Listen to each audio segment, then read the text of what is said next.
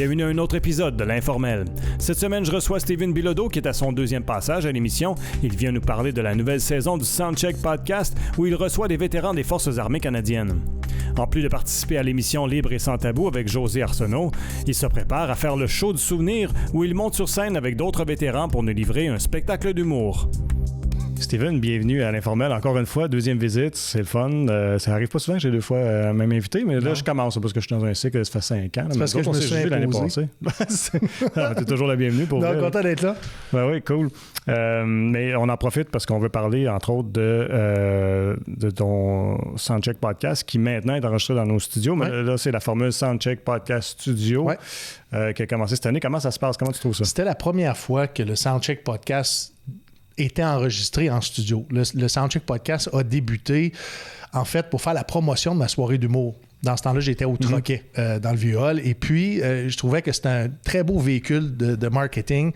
Mais en même temps, je me suis mis à aimer la formule d'être devant public. Et d'entrer en studio allait me permettre d'aller conduire des entrevues beaucoup plus... des entrevues un peu plus cérébrales, un peu plus dans le human, tu sais, d'aller à la rencontre des êtres humains sans nécessairement avoir la distraction de la foule. Donc, je suis très, très, très content qu'on produise le Soundcheck Podcast Studio ici dans les studios de TVC Basse-Lièvre. En fait, je suis privilégié, en fait, parce que j'ai juste à m'asseoir et puis vous faites tout le travail pour moi. Ça, Non, on charrie des meubles ensemble. C'est vrai. Réorganiser le studio. Mais ça va très bien. Ouais. Écoute, on est sur une belle lancée au niveau de la production de contenu. Je pense que les gens sont très satisfaits. Puis, on est après aussi peaufiner le produit. Je pense qu'on travaille à tous les jours pour améliorer le Soundcheck Podcast Studio et donner aux gens la possibilité de découvrir cette année, parce que c'est un peu le mandat qu'on s'était donné, d'aller à la rencontre de vétérans ou de militaires pour justement parler de leur parcours, leur particularité, leur ADN, en fait. Puis on a des témoignages, en fait, est aux premières loges pour constater qu'on a des témoignages très riches. J'invite les gens à découvrir le Soundcheck Podcast Studio. Puis je les invite aussi. Mais... J'ai comme envie de dire ce que j'en pense là, mais je pense que je ne devrais pas. Vas-y. Je vais revenir, en fait. Mais parce que je veux savoir avant, toi, quand tu avais le projet qui mijotait dans ta tête, est-ce que tu le voyais comme ça, dans le sens que est-ce que c'est pas devenu peut-être plus profond et plus touchant et plus marquant comme qu'est-ce que tu t'attendais? En fait, les épisodes, je vais dire les 42 épisodes, même plus que ça, parce qu'on est rendu à plus de 60 épisodes, mais le contenu était principalement avec des humoristes et des humoristes de la relève. Donc, c'était un podcast qui se voulait humoristique, mais j'aime beaucoup la psychologie, puis j'aime beaucoup savoir pourquoi les gens font les choses. Et je suis quelqu'un qui aime beaucoup l'introspection. Donc, j'allais souvent là avec mes invités qui voulaient aller là avec moi, là, parce que de se confier, il faut que tu sois en confiance avec l'animateur. Il faut que tu sois aussi dans un état où est-ce que tu as envie de te confier. Puis, je réalisais que de temps en temps, dans ces podcasts humoristiques-là, j'avais des bijoux. Il y avait des gens qui se confiaient. Puis je prends juste, exemple, la fille d'Yvon Deschamps et de Judy, qui me confiait sur un podcast qu'elle a souffert énormément du fait que son père et sa mère étaient toujours partis en tournée et elle ne savait pas qui allait s'occuper d'elle le lendemain matin. Puis elle confiait à quel point c'était terrible, à quel point ça l'a nuit à sa vie.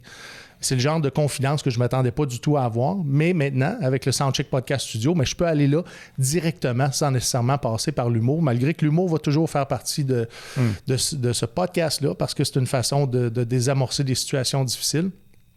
Et j'ai envie aussi de vivre des choses plus profondes avec mes invités. J'ai envie, puis je suis quelqu'un qui a beaucoup d'empathie, donc il arrive que je break down moi aussi, il arrive que je pleure sur le plateau, puis Moi aussi dans la régie.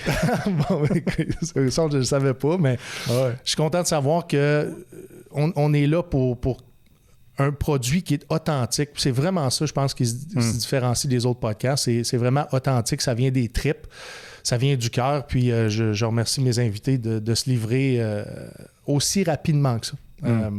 dans des sujets qui sont très sensibles. Ce sont tous des vétérans blessés pour cette saison-là et je le sais, tout le bagage qu'ils peuvent porter, parce que je le porte moi aussi, je suis atteint d'un syndrome de stress post-traumatique et bien entendu, les confidences viennent me chercher beaucoup, il y en a qui viennent me déclencher, mais j'ai décidé comme animateur de vivre ça comme un téléspectateur. Donc, vous allez voir à l'écran que je vis des émotions un petit ou plus grand niveau, mais je me permets de les vivre avec mon invité sur le plateau. Est-ce que c'est pas un peu difficile de un peu garder ça, prendre ça sur tes épaules, d'être à l'écoute de ces gens-là, alors que toi-même, tu as vécu des choses comme ça? Je veux dire que oui, l'exercice est périlleux.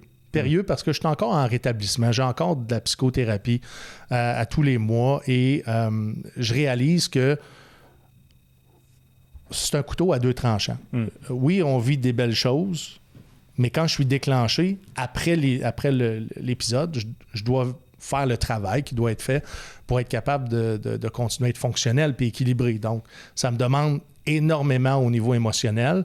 Est-ce que je m'attendais à ça dès le début? Non. Je pensais être capable facilement de conduire ces entrevues-là, mais j'ai réalisé, puis surtout à la fréquence d'épisodes qu'on tourne, je réalise que ça me rentre dans le casse. C'est très difficile, c'est difficile émotionnellement, mais en même temps, c'est nourrissant et ça laisse la chance à nos auditeurs de découvrir la souffrance en arrière de la maladie, physique ou mentale. C'est difficile, par exemple, de trouver l'équilibre des fois, parce que je sais que je suis capable de me mettre dans la peau de quelqu'un qui anime un show, nécessairement. Puis on dirait que des fois, j'ai l'impression c'est quasiment comme si je voyais que tu étais en train de travailler à essayer de plugger quelque chose justement d'humoristique pour alléger l'atmosphère. Mais ça ne doit pas être toujours évident de gager tout ça. Non, pas du tout, parce que tu ne veux pas briser un moment de confidence. Parce que toi, tu te sens pas bien, puis là, tu as le goût de faire une blague, puis de désamorcer tout ça. Parce que je le vis comme les auditeurs le vivent. Là, cette tension-là sur le plateau, puis toi aussi, tu le vis de l'autre côté de la porte. On le vit tous. Et de faire une blague mal placée, va briser un peu ce moment-là qu'on a créé, ce moment de confidence-là, de témoignage-là. Donc, même si toute ma vie, j'ai été un clown, surtout au sein des Forces armées canadiennes, j'étais celui qui allait toujours, justement, envoyer la blague pour désamorcer des situations difficiles. Tu me comptais la dernière fois que tu es venu. Exactement.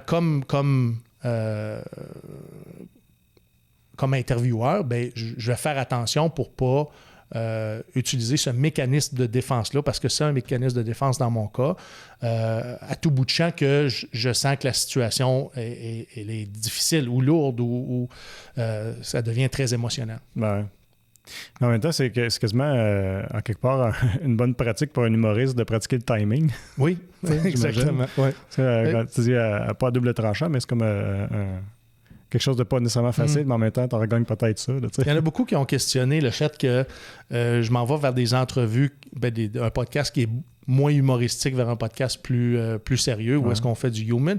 Ils m'ont dit, t'as pas peur de ne plus être identifié comme humoriste, mais davantage comme un intervieweur. Puis j'ai dit non. J'ai dit, je pense que un intervieweur, c'est aussi un artiste et on est capable d'être pluridisciplinaire dans le domaine de la TV et de la radio. Je pense qu'au contraire, c'est une corde de plus à mon arc. Puis j'en suis fier d'être capable de faire rire, mais aussi de conduire des entrevues profondes. Mais on n'est pas rendu là aussi dans l'humour, où est-ce que souvent, je trouve que les meilleurs humoristes, c'est ceux qui ont quelque chose à raconter, qui des fois, ils viennent te chercher puis viennent te toucher avec certains aspects de leurs histoires. Parce que c'est beaucoup d'humour, mais avec des touches d'humain qui nous font réfléchir puis qui nous font aller plus loin que juste rire. Mais une part du travail, c'est de parler de quelque chose que les gens vont se reconnaître. Et si tu vas dans le personnel, très souvent, on vit tous les mêmes choses. Pas tous à la même intensité, pas tous à la même place, mais sensiblement, on vit tous les mêmes choses. Donc, les gens vont se reconnaître dans le propos. Et on le sait tous, les spectacles d'humour doivent avoir, si tu veux maximiser l'émotion, doit avoir un moment plus personnel, plus émotionnel que tu arrives au relief. Comment tu appelles ça, relief? À désamorcer, je vais dire ça, à désamorcer l'histoire chargée d'émotions. Puis à un moment donné, avec la blague, c'est beaucoup plus léger. Puis on retourne en humour. Mais je pense que pour véhiculer encore plus de rire, quand cette émotion-là, c'est chargé d'émotion, mais ça fait juste augmenter la possibilité de faire rire ta salle. Qu'est-ce qu'ils te disent, les vétérans, quand tu les approches et tu leur dis « Hey, j'aimerais ça que tu viennes jaser à mon podcast? » Ouais. La plupart me disent « Pourquoi moi? Okay. » J'ai l'impression qu'ils ont des syndromes d'imposteur. Puis il y en a beaucoup qui vont me dire « Pourquoi tu ne prends pas quelqu'un qui en a accompli beaucoup plus que moi? Pourquoi tu ne prends pas quelqu'un qui aurait des histoires, je vais dire, plus explosives à raconter aux gens? » Puis à chaque fois, je leur raconte que moi, je ne cherche pas à rencontrer des gens qui ont nécessairement les carrières les plus glorieuses, mais je veux des histoires humaines à l'intérieur de ce parcours-là qui n'a pas été facile pour la plupart des hommes et des femmes qui ont servi. Donc, j'essaie vraiment de mettre de l'avant des vétérans de tout métier confondu, de tout élément confondu, puisqu'on a 3 éléments, terre, air et Navy, dans les Forces armées canadiennes. Donc, en présentant un portrait plus diversifié de nos vétérans au Canada, bien, ça va ouvrir la porte à d'autres gens de dire s'il a conduit une entrevue avec lui ou elle et son parcours n'est pas digne d'un film d'Hollywood, bien, j'ai le droit de raconter mon histoire à moi. Donc, c'est vraiment... Puis ce que je leur dis, c'est qu'on a le droit d'exister. Peu importe ce qu'on a fait, on a cet ADN-là d'être un vétéran et on a le droit d'exister sur la place publique. Si on a envie de raconter nos histoires, on n'a pas à être gêné parce que l'homme ou la femme qui a servi à côté de nous a servi beaucoup plus d'années, que ses faits d'armes parlent davantage. C'est pas ça qui m'intéresse le plus. Ce qui m'intéresse, c'est les histoires humaines en arrière de ça. Comment ta famille a réussi à toujours être unie en arrière d'une carrière comme celle-là. Et il y en a d'autres, mais on est capable de constater les déboires aussi les troubles de santé mentaux qui découlent de cette carrière-là. C'est ça, j'aime ça que tu dises ça parce que j'ai remarqué moi aussi à certaines personnes, puis ça m'est arrivé quelques-unes qui ont comme pas compris pourquoi je les approchais pour une entrevue. Puis je me demande des fois, il y a comme pas, dans le syndrome d'imposteur, c'est comme si pour être à la télé ou pour être devant les caméras, je sais pas, qui pensent qu'il faut justement que tu aies fait quelque chose d'extraordinaire, mais toute vie, je trouve, puis je suis certain que tu es d'accord avec moi là-dessus, que toute vie mérite d'être racontée, puis il y a quelqu'un qui a envie de l'écouter. Oui, oui, exactement. Autant que le true crime est très populaire de ce temps-ci, autant que les histoires humaines vont toucher les gens, la vie n'est pas nécessairement facile. Et ces hommes-là et ces femmes-là ont opéré au travers d'un métier où est-ce que la nature est très particulière. Donc, ça crée un intérêt et un engouement supplémentaire. Mais à chaque fois, je leur dis la même chose. Soyez authentiques et venez me raconter votre histoire. Puis vous allez voir, on va trouver une façon de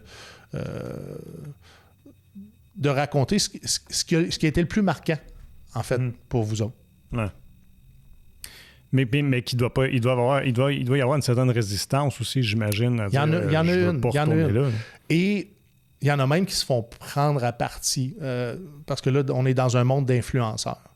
Donc, on peut voir beaucoup d'anciens militaires, des vétérans qui s'en vont sur la place publique et qui se font rabrouer par d'autres vétérans parce qu'ils se donnent la possibilité d'exister sur Internet.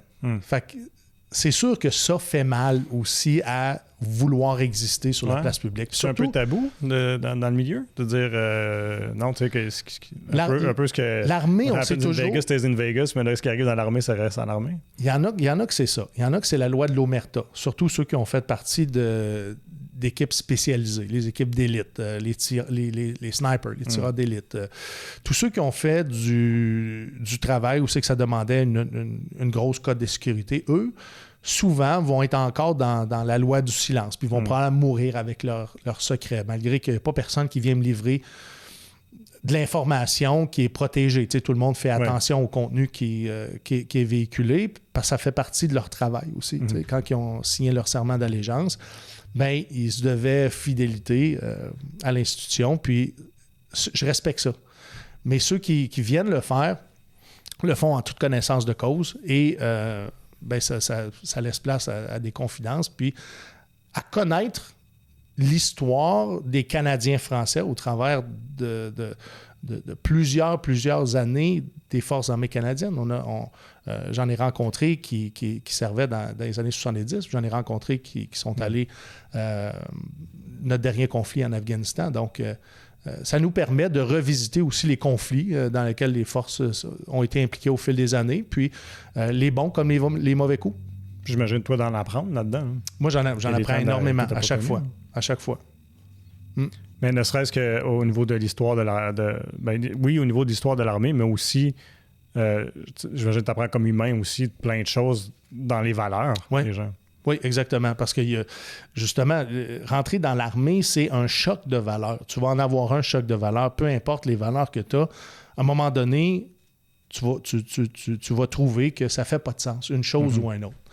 Je ne sais pas où est-ce que je m'en allais avec ça, mais c'était quoi ta question? Des valeurs. C'est ça. Tous et chacun ont des valeurs différentes, et tu réalises qu'il y a beaucoup de blessures qui sont en lien avec un choc de valeurs. Ouais. Exemple, quelqu'un qui... je nommerai pas son nom, mais avec le micro fermé, il me disait « Steven, moi, je me suis enrôlé d'Inforce pour aller faire un travail. On me racontait une histoire, je suis déployé en Afghanistan, puis j'ai réalisé sur le terrain que je faisais un travail, mais que c'était pas nécessairement le travail pour lequel c'était pas la même cause sociale que je défendais, que je devais défendre à la base. Donc, il y a un sentiment d'avoir été utilisé. Et la blessure vient du fait qu'il n'a pas vu ça venir, il s'est fait avoir, tu sais. Chaque histoire est différente, mais chaque histoire mérite d'être racontée. Donc, beaucoup de bashing sur les... Parce que les vétérans veulent se donner cette identité-là pour avoir une forme de crédibilité. Tu sais, quand tu veux sortir comme influenceur ou producteur de contenu, puis tu as cette expérience-là dans les Forces armées canadiennes, bien, ça te donne une forme de crédibilité. Mais encore là, ben, tu peux être sujet à des mauvais commentaires de la part de la population en général, et à l'intérieur de cette population-là, il y a d'autres vétérans qui... Beaucoup de jalousie, beaucoup d'envie, beaucoup de compétition, parce qu'à l'intérieur même des Forces armées canadiennes, on a fonctionné, puis c'est pas juste ma génération, toutes les autres générations ont compétitionné pour monter en grade. Donc, pour... d'accomplir plus de choses que l'autre pour avoir le droit au prochain grade. Et ça l'impliquait aussi, des fois, de la démagogie, de faire mal paraître les autres pour te donner la possibilité de passer devant eux. Donc, cette dynamique-là, il y en a plusieurs qui ne l'ont pas perdue, cette façon de réagir-là à un frère ou une sœur d'armes qui, dans sa vie civile, puis ils ont le droit de faire ce qu'ils veulent, là.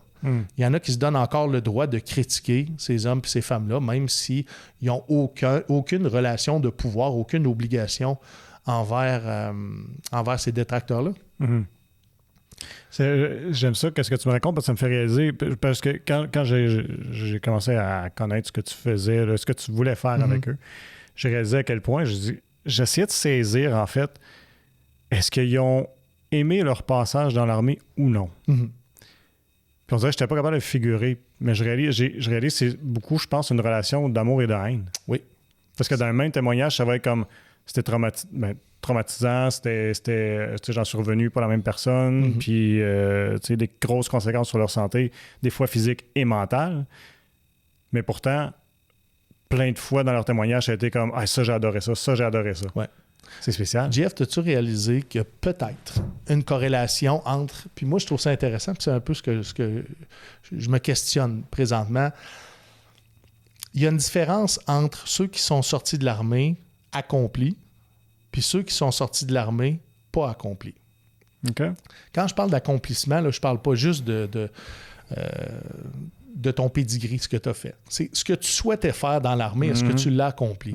Et ceux qui l'ont accompli, puis qui ont sorti de façon médicale, parce que là, on parle de vétérans blessés, j'ai l'impression que ceux qui sont sortis accomplis ont beaucoup plus de chances au niveau du rétablissement puis de se créer une nouvelle identité que ceux qui se sont fait sacrer dehors parce qu'ils ne rencontraient plus les règles universelles de service. Okay.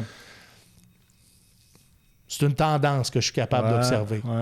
Moi, je suis pas amer avec ma carrière, entre autres, je crois, parce que j'ai réussi à m'accomplir.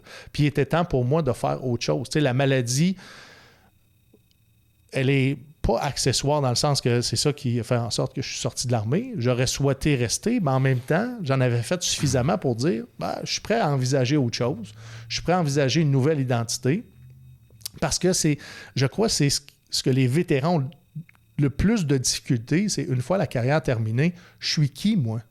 Mm-hmm.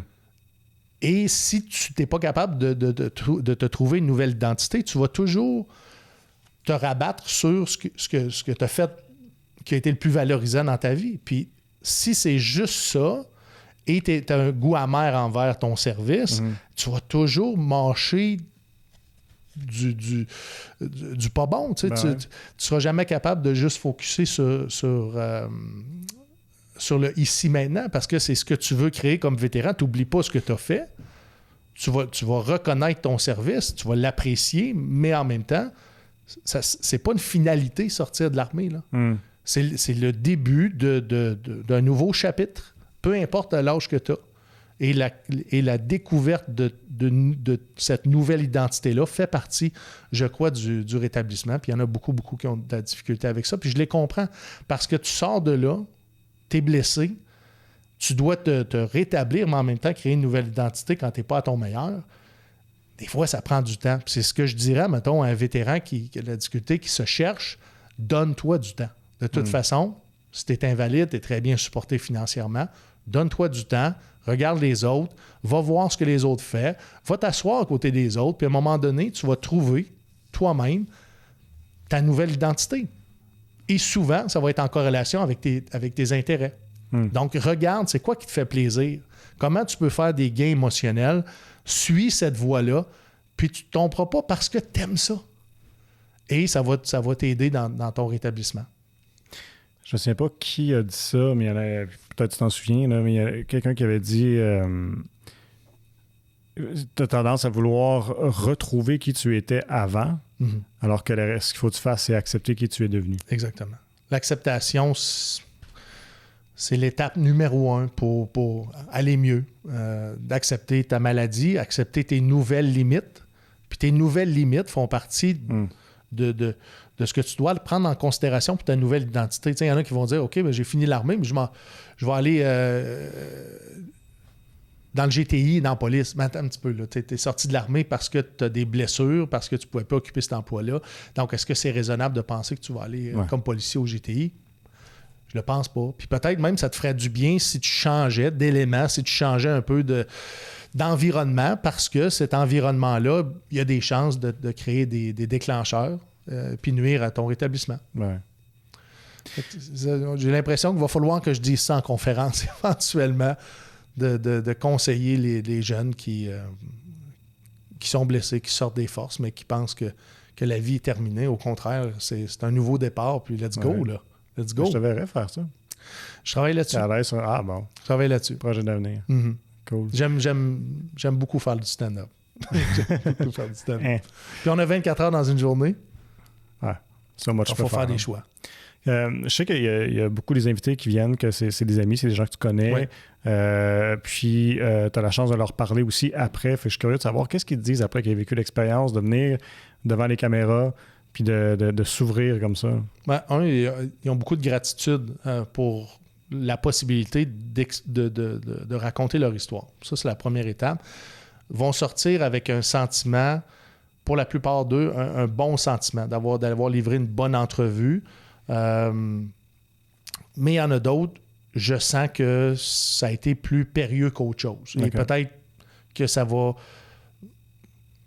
moins bien les servir. Puis là, je ne suis pas prêt à dire qu'il y en a qui m'ont raconté des choses qui ne sont pas vraies, mais s'il y a hypothétiquement, quelqu'un avait raconté quelque chose qui n'est pas vrai, bien, ce ne sera pas long que la communauté va s'emparer de cette histoire-là, puis ils vont rectifier les faits.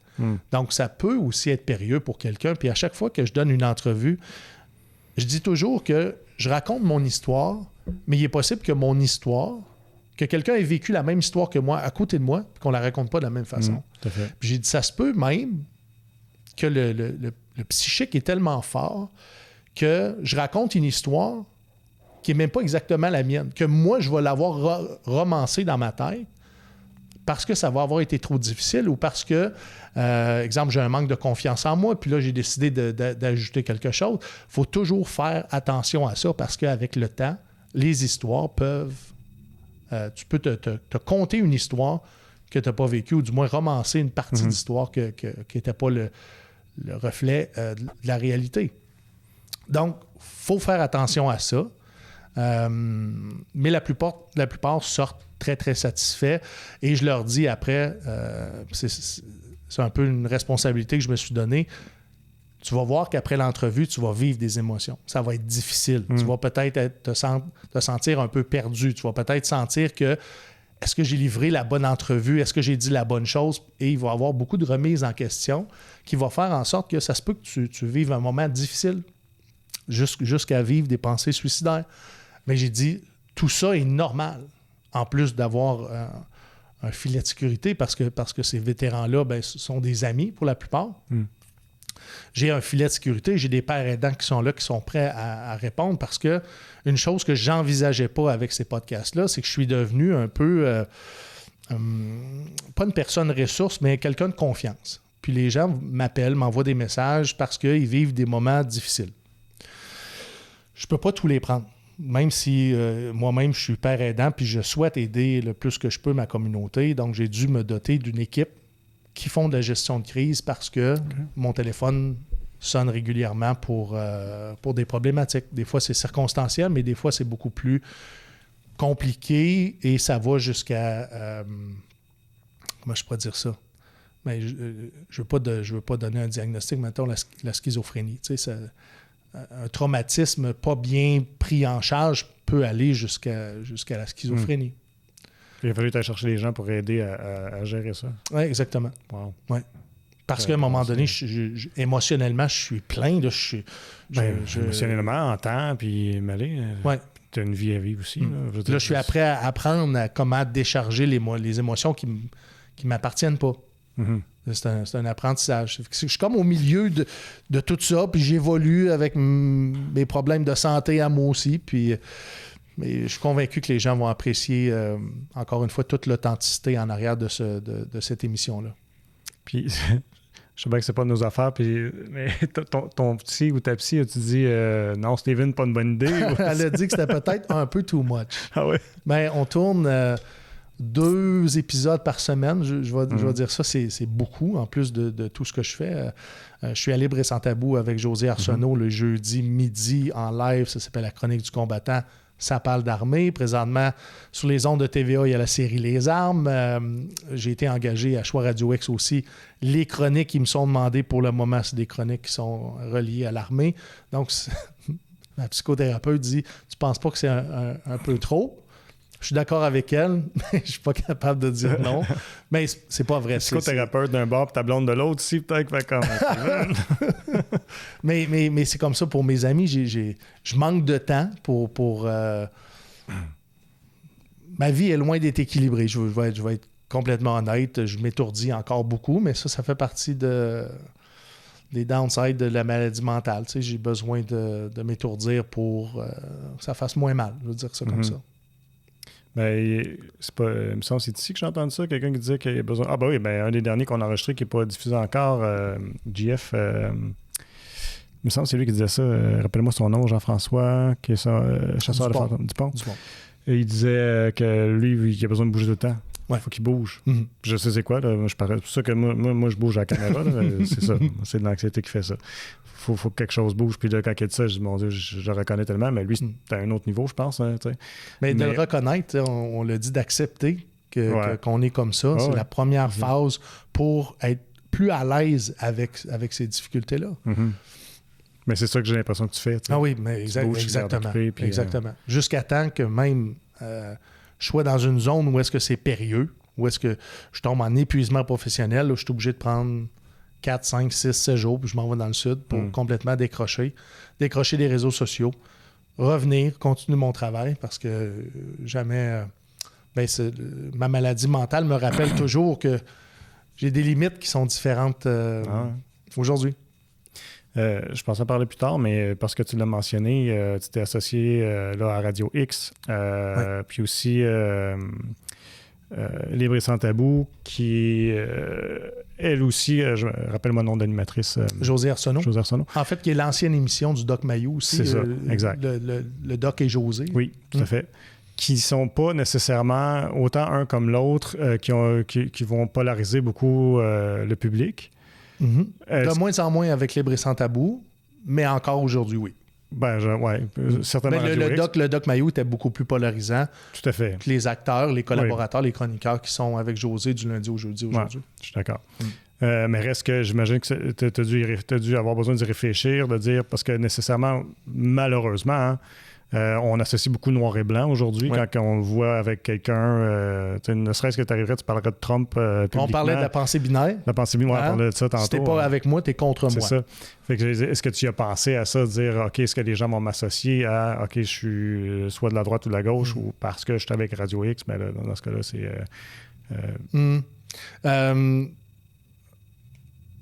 La première chose que j'ai eu peur, c'est les chaussures que j'allais chausser.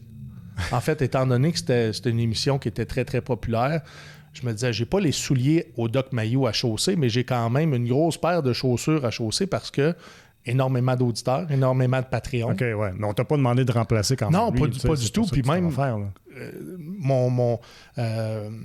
je suis entré à Libre et sans tabou d'une façon un peu différente des autres. En fait, c'était le Doc Dauphin qui était un vétéran. Un vétéran qui avait un tout nouveau segment avec Josée à Libre et sans tabou. Il parlait beaucoup de politique internationale, puis aussi témoignait plutôt, avait un éditorial aussi pour parler de ses expériences professionnelles ou dans les limites de sa formation professionnelle, va parler de sujet ou un autre. Fait que j'ai été invité avec le doc sur l'émission, et puis après l'émission, c'est là qu'on m'a proposé d'être collaborateur à chaque semaine avec le doc Dauphin pour cette chronique-là qui allait toucher la politique internationale, qui allait toucher un peu l'armée, qui allait toucher... c'est une position éditoriale. Et le doc Dauphin a quitté ses fonctions principalement parce que, puis tu l'as nommé, parce que le fanbase de cette émission-là est beaucoup pro-Trump. Je vais dire comme ça, mais vous savez le portrait que j'en dresse. Oui. C'est pas vrai que tout le monde est pro-Trump là-dedans. Au contraire, ça s'appelle Libre et sans tabou parce qu'on veut les deux côtés du spectre pour que les gens se fassent une tête un peu à la Radio X. Ils portent un peu le même ADN. Et quand le doc a tombé, Josée m'a proposé de faire une chronique avec elle à chaque semaine, qu'on allait nommer la chronique du combattant. Puis on allait amener avec nous. Au début, moi, je souhaitais une ligne ouverte. Josée a 33 ans en radio, fait que rapidement, elle m'a aiguillé sur ce qu'allait être une formule gagnante. Fait qu'elle a dit non, ça serait intéressant. Puis elle a dit, si tu veux, amène des invités, des vétérans, puis on va parler de leur carrière, de faits d'armes, puis on va donner la place à cette communauté-là. Puis la communauté n'a jamais eu vraiment de micro. Fait qu'on s'est lancé là-dedans, puis ça fonctionne très, très bien. Puis là, on continue à inviter, semaine après semaine, des vétérans. Dernièrement, on a reçu le fils de Roméo Dallaire, qui est venu nous raconter. On a eu un journaliste de guerre, du journaliste de guerre. Moi, j'en ai côtoyé sur le champ de bataille, mais d'en avoir un en entrevue, c'était vraiment intéressant. Puis c'est un professeur à l'Université Laval, donc c'est quelqu'un qui continue à être très, très pertinent. Donc... c'est un peu comme ça, je suis arrivé comme chroniqueur à Libre et sans tabou. Et de fil en aiguille, on m'a proposé aussi, après plusieurs entrevues à Radio X, une chronique que je développe présentement. Moi, je dis à tout le monde que je suis à l'essai avec Radio X pour voir si, justement, ce que j'apporte en ondes est suffisamment intéressant pour continuer mon contrat.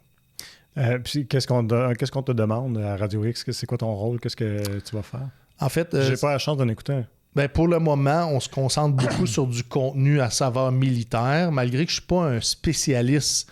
Je suis pas un spécialiste de la défense, là, donc je reste toujours dans mes arcs de tir, dans le sens que mon expérience, mes compétences, je vais témoigner de ce que moi j'ai vécu, mais en même temps, je vais essayer de faire un travail de recherche. Puis, tu vois, ma dernière chronique était sur le fait qu'il manque 15 000 hommes et femmes soldats dans les Forces armées canadiennes. On en a, si, admettons, le Canada avait une demande de la part d'une coalition des alliés de se déployer, bien 58% de nos troupes seulement sont aptes à être déployées.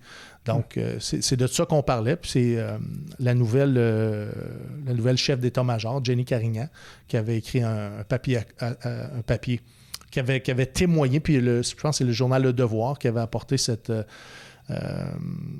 nouvelle-là. Fait qu'à partir de la nouvelle, on développe, puis c'est ce que Radio X me demande. Aujourd'hui, je pense que... Ben, pas je pense. Je vais parler de ce que ça prend pour se préparer pour pour rentrer aux forces spéciales, en fait, ou rentrer dans les Forces armées canadiennes. Comment on doit se préparer. Et juste avant de rentrer en ondes, on m'a demandé aussi peut-être de glisser un mot sur l'implication de la Corée du Nord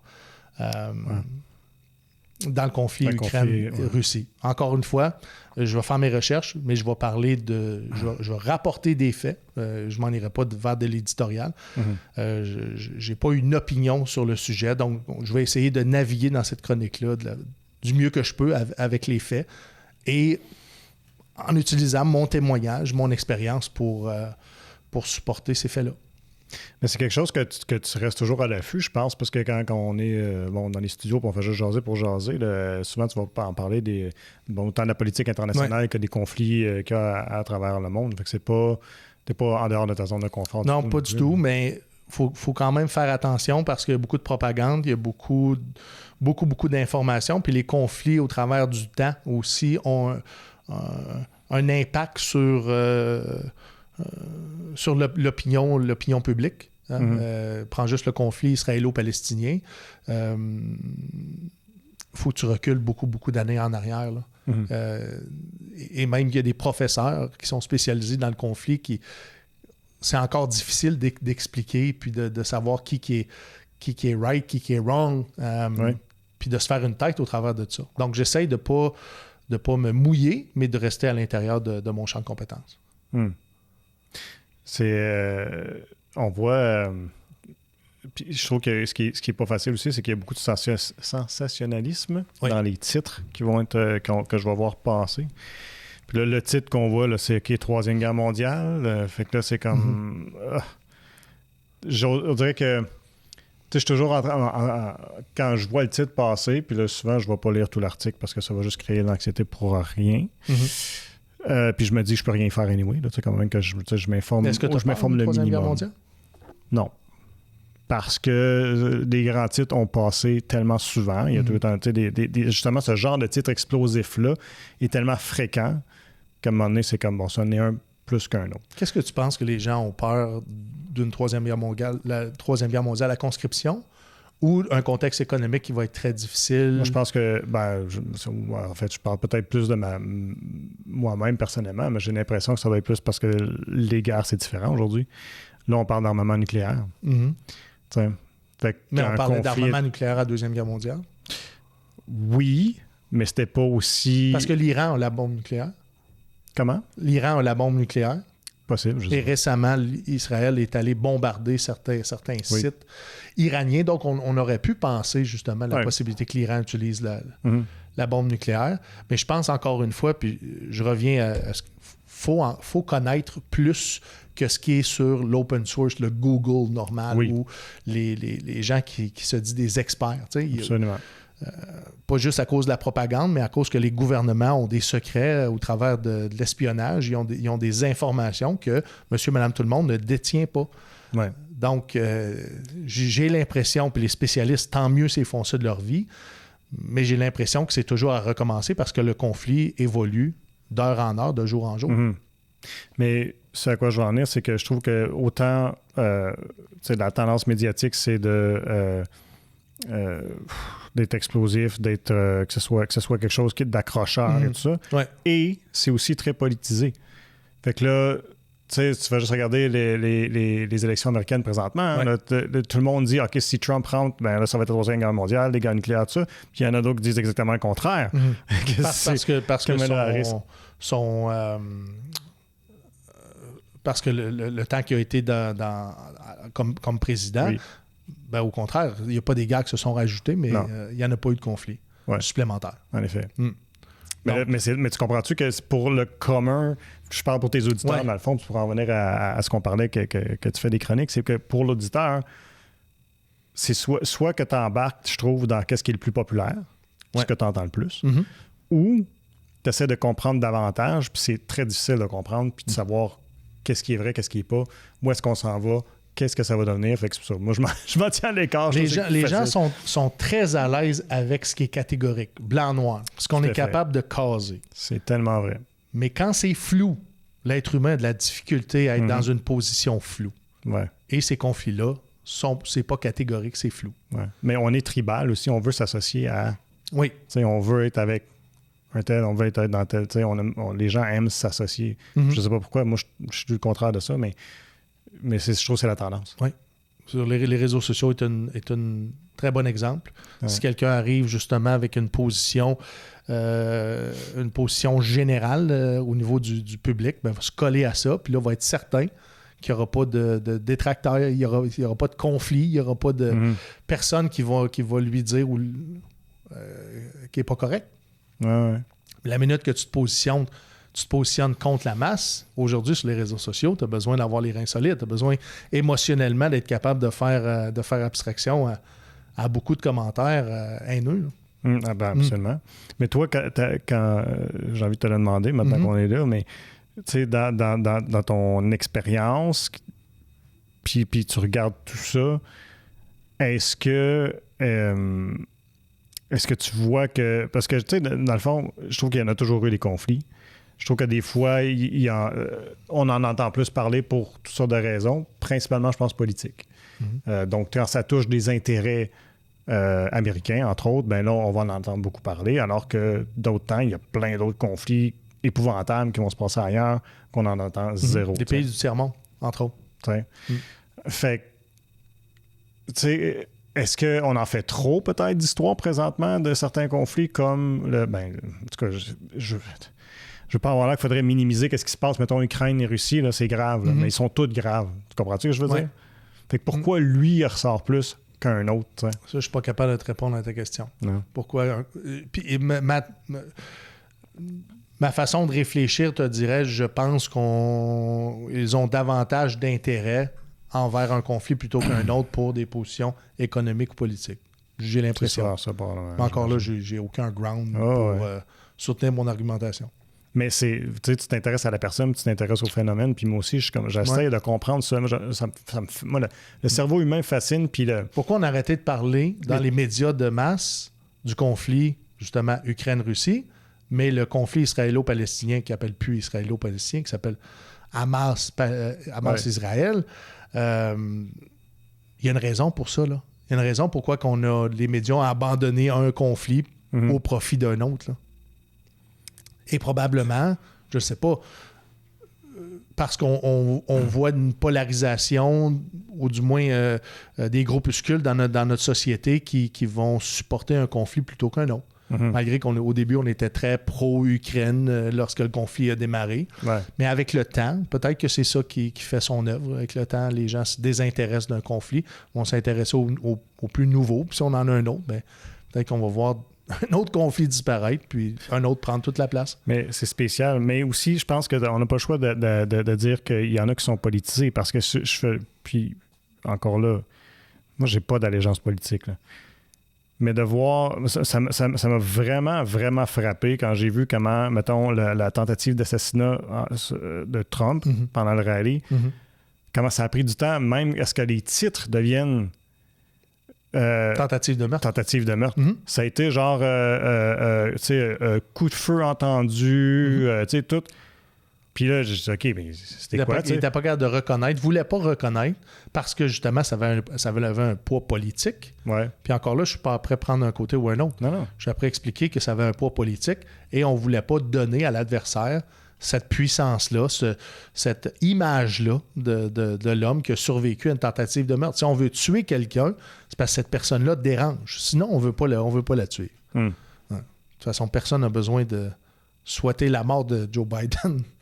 Éventuellement, ça va arriver tout seul. Vous comprenez que c'est un peu d'humour. Oh, oui. Ben c'est ça. Fait que tout ça pour dire, moi, je trouve ça vraiment difficile. Puis j'aime ça t'entendre parler de ça parce que tu es à l'intérieur. D'une part, tu as connu le système militaire. J'ai connu le système militaire à l'époque que j'ai servi. C'est vrai. Encore une fois. Sinon, je suis obligé de m'informer, comme tout le monde, sur l'open source et rapporter. Mais reste que tu as un bagage qui te permet de comprendre davantage. Exactement. C'est pour ça que la force, puis on revient au podcast, la force, c'est le témoignage. C'est ce que moi, j'ai vécu dans le temps que je l'ai vécu. Puis tu l'as vu, même au niveau des conflits, il y en a qui vont venir nous raconter le même conflit. Ils n'ont pas été dans la même position, ne faisaient pas le même métier, n'étaient pas en même place. Ou s'ils étaient à la même place, ils n'étaient pas là en même temps, donc 6 mois d'intervalle, puis ils ont des histoires complètement différentes. Donc, il faut arrêter de vouloir tout prendre pour acquis, de dire « moi, je connais tout ». Non, tu ne connais pas tout. Même si tu connais le conflit a évolué.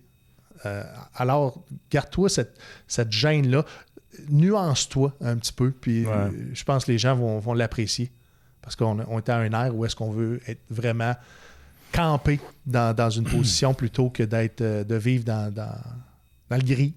On veut vivre dans le noir ou dans le blanc. Ouais. Puis qu'est-ce que est-ce que tu as du feedback des auditeurs aussi? Est-ce que je te dirais que j'ai pas eu le temps de prendre beaucoup les commentaires. Il y a des messages qui rentrent en privé.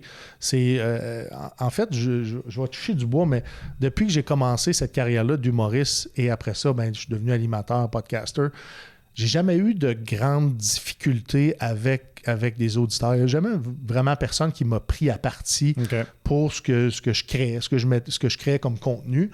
On suit la même tendance. Que j'avais peur au début, puis ça, j'avais vraiment une crainte, c'est que mes invités les plus polarisants aient un traitement sur les réseaux sociaux défavorable, ce qui allait peut-être les amener même à commettre le suicide. Je suis allé jusqu'à réfléchir à ça. Est-ce que je les mets dans une position de vulnérabilité où est-ce qu'ils vont témoigner ou ils vont se mettre un pied dans la bouche, puis ce qui va faire que sur les réseaux sociaux, les gens vont les prendre à partie. Ça, j'avais énormément peur, surtout avec notre premier invité, si tu te souviens, Michel Curier. Oui. Michel a eu des propos un peu incendiaires là, quand il disait qu'il avait été à la chasse des gays et lesbiennes dans l'armée. Je me suis dit, Simonac, on sort cet extrait-là. Oui, c'est un gros clip. Oui, on va avoir des views, mais c'est quoi la conséquence pour Michel? Ça m'importait encore plus. On a réalisé qu'il y a eu beaucoup d'amour là-dedans. Puis même, je vais même te raconter, puis je ne sais pas si tu le sais, si je te l'ai raconté, mais Michel, suite à l'entrevue, a décidé de faire un pèlerinage. Il a décidé de contacter les personnes, du moins, j'en connais une personne qui a contacté, puis s'est excusé d'avoir été violent avec cette personne-là. Vraiment excusé, sincère, et la personne l'a accueilli au lieu de... Wow. Au lieu de lui retourner la monnaie de sa pièce, l'a invité sur son voilier, puis ils vont aller passer du temps ensemble. Donc, il n'est jamais trop tard pour réaliser qu'on a fait des erreurs, d'être repentant, puis d'aller vers les êtres humains, puis de dire, sais-tu quoi, à cette époque-là, ça n'a pas de bon sens. Je ne sais pas pourquoi je l'ai fait, mais je l'ai fait, puis aujourd'hui, je ne veux pas m'excuser je veux pas excuser ce que j'ai fait, je veux m'excuser de ce que j'ai fait. Puis, quand tu nourris de l'amour, tu peux pas avoir de la merde en retour. Fait que, j'ai trouvé ça grand, j'ai trouvé ça humain, ce qu'il a fait. Puis, c'est fort, là. C'est fou. On va se le dire. Là. Tu t'attends pas à ça juste d'une émission, d'un podcast que tu fais pour raconter un peu, de raconter ta communauté. Ouais. Mais c'est ça qui me fait peur de la tendance à la censure. Parce que, puis là, c'est dans les discours, justement, là, on va dire, il y en a bien qui tapent sur Elon Musk, puis X, bon, peu importe ce que vous en pensez, c'est correct. Mais parce que imagine-toi une situation où est-ce qu'on aurait dit, OK, quand tu sors de l'armée, mettons, tu n'as pas le droit d'en parler du tout. Ouais. Exemple. ben, tu n'aurais pas ouvert la porte à des situations comme celle-ci que tu viens de me raconter, où est-ce que quelqu'un peut raconter ce qu'il a vécu,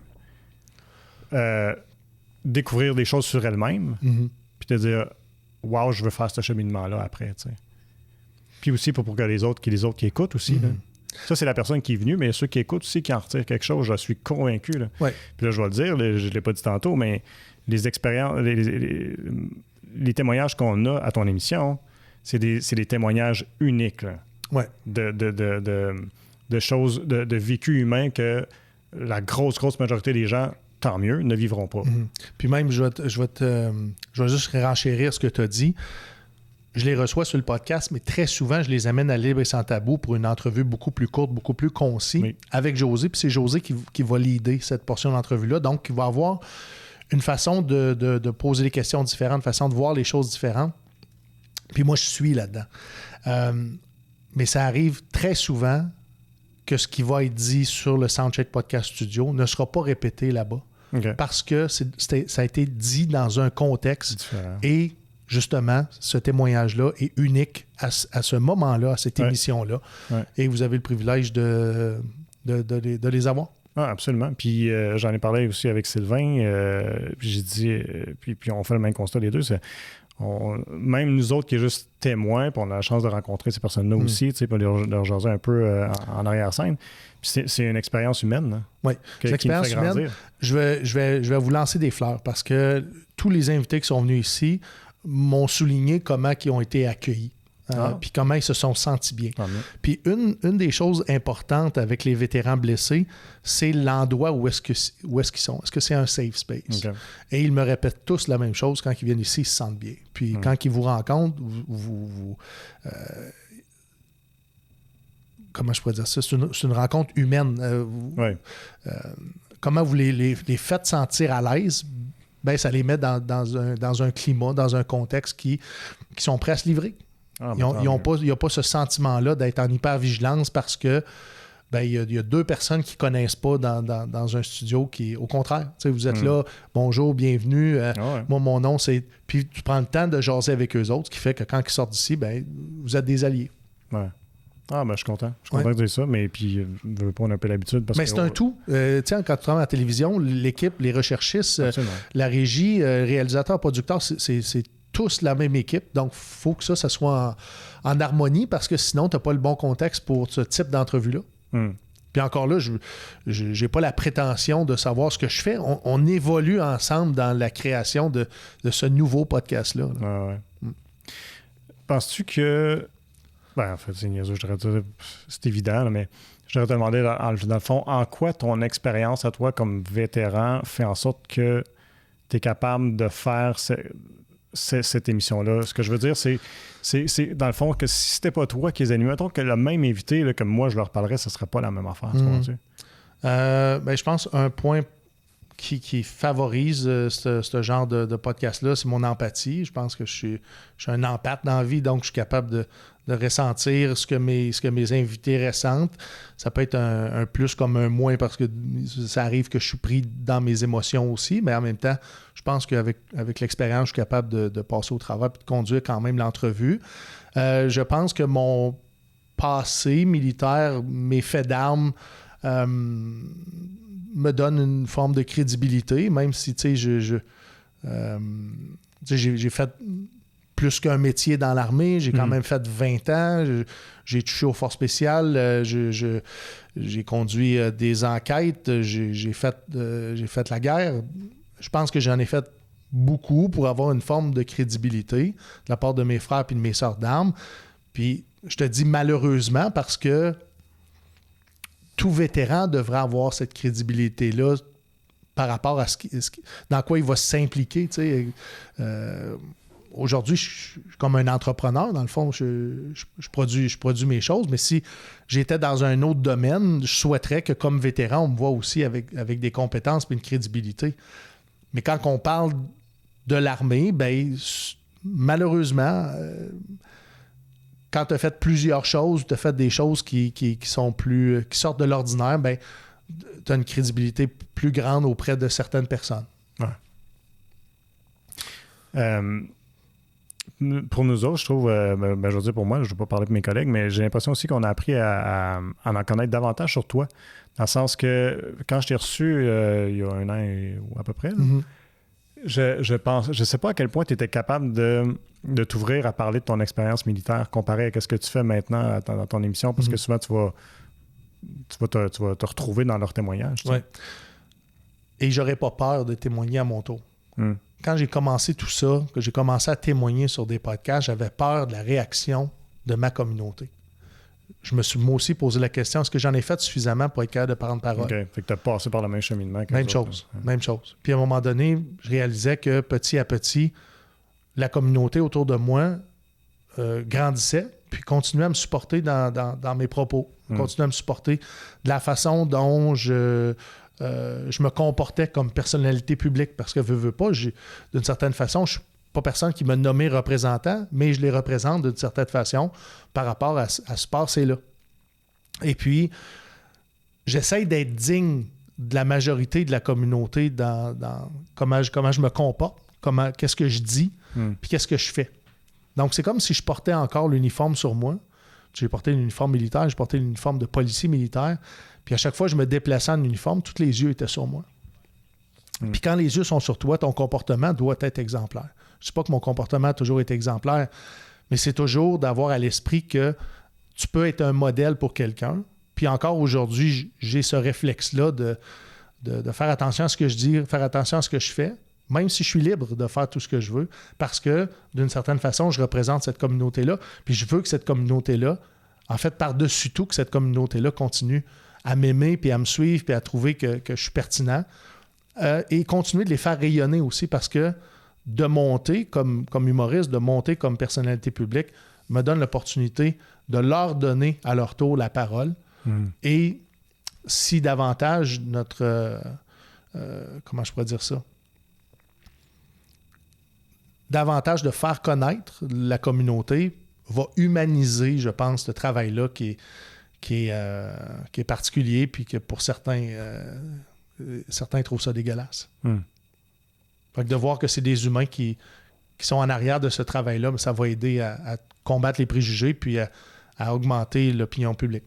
Tu penses qu'il y a une mauvaise opinion? Je suis convaincu, surtout au Québec, qu'il y a une mauvaise opinion sur... je le vois puis je le réalise à chaque fois que sur scène, en humour, je vais présenter mon identité, cette identité-là d'ancien militaire. Exemple, je vais te raconter ma première salle Albert Rousseau, sold out. J'annonce que je suis un vétéran des Forces armées canadiennes. D'habitude, ça applaudit un petit peu. Puis là, une personne applaudit seulement dans toute la salle Albert Rousseau. Wow. Fait que là, je l'accuse, tu sais. J'ai dit, wow, c'est ça le traitement qu'on a envers les vétérans. Puis de toute façon, mon numéro s'en va dans cette direction-là. Fait que tu sais, je peux l'accuser. Tu joues avec mais ça. Tout le monde réalise que, hey, c'est vrai, on ne supporte pas beaucoup les vétérans au Québec. En fait, la dernière fois que j'ai vu un vétéran se faire supporter au Québec, c'était par 8 gars, puis il est revenu en 4 planches de bois. Tu sais. C'était pas mal ça. Mais c'est différent, un peu différent au Canada anglais. Ouais, c'est ça. C'est différent aussi dans les villes où est-ce qu'il y a une forte présence militaire. Exemple, ici à Ottawa, Valcartier. Okay. Pourquoi? Parce que, puis ça c'est mon opinion personnelle, il y a des hommes et des femmes qui ne se comportent pas nécessairement bien dans la population civile, en uniforme ou sans uniforme, mais ça va teinter l'opinion qu'on va avoir sur un vétéran. Exemple, souvent les journaux vont s'empresser de dire un vétéran des Forces armées canadiennes a tué sa femme. C'est pas un article de journaux, je viens de l'inventer. Mais au lieu de dire que c'est un citoyen qui a tué sa femme, mais là, on va y coller ce qu'il a fait dans la vie parce qu'on pense que ça peut avoir une relation de cause à effet. Ou parce qu'on veut un clickbait. On veut que les gens qui sont contre l'armée sortent puis qui mettent... Ben voilà. Et voilà. C'est pour ça que vous avez un féminicide. C'est parce qu'il a servi les Forces armées canadiennes, il y a un PTSD, puis il était incontrôlable. Tu sais, il y a beaucoup de préjugés comme ça. Fait que j'ai une mission, puis c'est de changer petit à petit ces préjugés-là, puis de montrer que c'est des hommes et des femmes qui, même au centre de recrutement, voulaient faire changer les choses, voulaient sauver des vies, puis ils étaient loin de se douter que finalement, c'est l'armée qui allait prendre la leur. Ça vient me faire penser à l'histoire de... Là, je m'excuse, je suis terrible avec les noms, là, mais...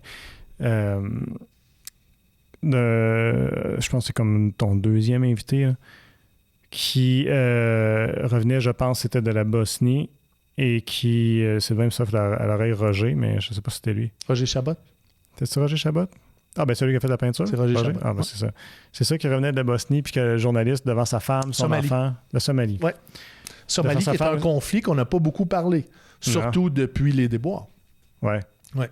Mais parce qu'il y a eu, tu sais, quand tu dis qu'on va attitrer facilement une étiquette puis qu'on va juger rapidement, hein, lui, il est clean dans son service, tu sais, il mérite aucunement d'être jugé. Mm-hmm. Puis la première chose qui arrive quand il revient au pays, c'est une journaliste qui pose la question devant sa femme, ses enfants, qu'est-ce que ça... Non, il demande à sa femme, puis devant sa fille. Oui. Comment vous sentez de savoir que votre mari est peut-être un tueur d'enfants. Un tueur d'enfants. Mm. Comme, wow! Ouais. Puis, je m'excuse. Ça prend-tu des couilles pour dire ça, tu penses, comme journaliste? Je m'excuse, puis je dis pas ça souvent devant la caméra. Il faut être vraiment pas bien dans sa tête pour penser de faire un geste comme ça devant une femme et un enfant. Comme je regrette, mais ça, c'est du... C'est un manque de professionnalisme flagrant. Ça démontre que dans sa vie personnelle, tu sais, ça dépasse, je pense, le cadre du journalisme. Je pense que c'est des émotions qui appartiennent comme être humain qui est venu teinter son travail. Probablement. Ouais. Ou une mauvaise expérience. Tu sais, combien de maris ont été cocus d'un militaire? Combien de femmes ont été trompées par des hommes en uniforme? Ça laisse des traces, ça. Ouais. Ça laisse des traces. Puis tant aussi longtemps que les médias vont continuer à nous démoniser, ben les préjugés vont continuer dans le temps et ça va compliquer la réinsertion sociale. Parce que quand le militaire sort 20 ans, 30 ans de service, il est rentré là à 16, 17, 18 ans, quand il sort à 40, 45, 50 ans, il a une blessure, veut retourner, on parlait de nouvelle identité, veut se créer une nouvelle identité, veut aller vers un nouvel emploi, veut continuer à servir la société comme n'importe quel civil, mais là, tous ces préjugés-là vont être un obstacle à son embauche. Ouais. Et éventuellement, possiblement, hypothétiquement, nous, les payeurs de taxes, on va payer pour ces grosses pensions-là d'invalidité parce qu'il n'aura pas été capable de trouver sa place dans la société civile. Ça va jusque-là, le mal qui est fait. Ça prend pas grand-chose. Ça prend pas grand-chose. Parce que, je veux dire, de ce que j'entends, moi, des témoignages, c'est que t'es sur c'est comme une corde sensible, facile. C'est facile de blesser. T'as vécu des choses qui font en sorte que tu peux triggerer n'importe quoi facilement, je trouve, là, avec des propos. Puis étant donné que la population, en majorité, ne sont pas favorables ou indifférents au service militaire et aux vétérans, ben tu tires dans une direction safe. Là. Tu sors avec un article de journaux comme ce que j'ai dit tantôt, le vétéran tuer sa femme. Il n'y a pas personne qui va aller dire « Hey, t'aurais pas dû dire un vétéran. » là, au contraire, ils vont être très contents que tu aies justement associé ses compétences dans son ancien métier avec l'atrocité qu'il a faite. Ah, c'est spécial. Il y a une malhonnêteté de la part des médias et on est loin de juste rapporter des faits puis de se positionner objectivement en arrière de ça. On dirait, puis tu me le disais en pré-entrevue, les gens veulent tous se positionner. Ils veulent tous prendre une position confortable qui va les... Puis encore une fois, c'est un beau parallèle, qui va les faire grandir personnellement, mais au niveau collectif, va nous appauvrir. Fait que eux... c'est bien dit. Ouais. Puis tu sais, j'en connais des journalistes, puis je sais que c'est pas un métier facile. Je pense qu'il y a une grosse pression de performer en journalisme. Il y a une grosse pression de livrer constamment de la nouvelle, puis tout ça. Fait que c'est pas évident. Puis je pointe pas personne du doigt, mais quand j'entends des histoires comme celle-là, puis là, quand il y a les enfants impliqués en plus, ça vient me chercher. Là. Fait que celle-là, là, je l'ai vraiment trouvé ordinaire. Puis, ce que je trouve le fun du fait que tu n'as pas peur d'aller donner ton expérience chez X ou avec José. Puis l'année passée que j'étais avec Cogeco, mon expérience, je la partageais aussi dans une formule. C'est vrai, tu as raison. Dans une formule de chroniqueur humoristique. Oui, tout à fait. Mais tu sais, dans l'humour, je pense que ça passe plus facile qu'une opinion qui peut être politisée comme des opérations militaires. Là. J'ai l'impression, non? Dans une radio parlée, comme en Outaouais, ici, le 104.7, il n'y a pas beaucoup de place à humour. Hein? Souvent, j'arrivais à ma chronique le vendredi, j'étais entre un accident d'autobus puis un curé qui avait mis ses mains sur un petit garçon. Tu comprends-tu? C'est pas évident d'alléger l'atmosphère entre deux nouvelles de même. Ça, c'est la radio parlée. Puis Cogeco sont très sensibles avec le contenu humoristique. Okay. Donc, je me souviens, mes premières chroniques, j'avais Bob Rio qui était le directeur de la station en arrière de moi pour être capable éventuellement de me faire confiance, mais à s'assurer que je m'en allais pas. OK. Tu te demandais pas le matériel à l'avance? La première, oui. Oui, la première, je pense que oui. Et quand il avait la chance, il lisait ma chronique avant de rentrer en ondes. C'est arrivé 2-3 fois qu'il m'a dit ça, j'enlèverais ça. J'ai dit OK, Bob, je vais enlever ça. Okay. Parce que ce que je veux, c'est servir le mieux mon employeur. Ouais. Mais j'ai eu une belle année. Ça a été un succès, cette chronique humoristique-là. Puis c'est ce qui m'a permis de me faire connaître davantage dans la région. Puis avec le show du matin, j'étais en mesure d'aller placer davantage mon opinion sur d'autres sujets parce que je n'étais pas en chronique humoristique. Donc, il faut toujours travailler en fonction de ton auditoire. Puis je souhaite que les gens apprécient le Soundcheck Podcast Studio. Oui, puis j'en doute pas qu'ils vont l'apprécier, ceux qui vont lui donner la chance. Mais c'est à quoi je voulais en venir, c'est que j'apprécie le fait que tu sois capable d'aller nuancer des propos dans les médias. Ça fait partie de la crédibilité, je pense, de quelqu'un, de nuancer.